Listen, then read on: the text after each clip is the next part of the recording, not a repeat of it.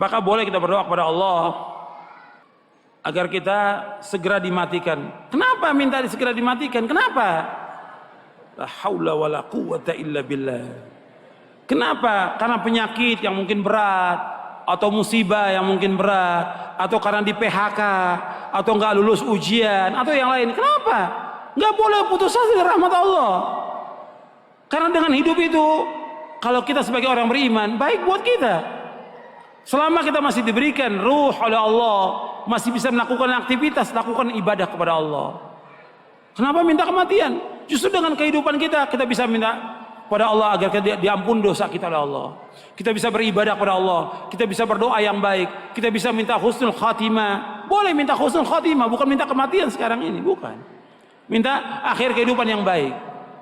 Kadang-kadang orang sudah putus asa dengan rahmat Allah. Karena apa? Mungkin orang tuanya meninggal, mungkin di PHK, mungkin sakit nggak pernah sembuh, udah berobat, nggak boleh. Minta kematian nggak boleh. Ada penjelasan di buku ini. Dan Nabi ajarkan doa yang terbaik kepada kaum muslimin.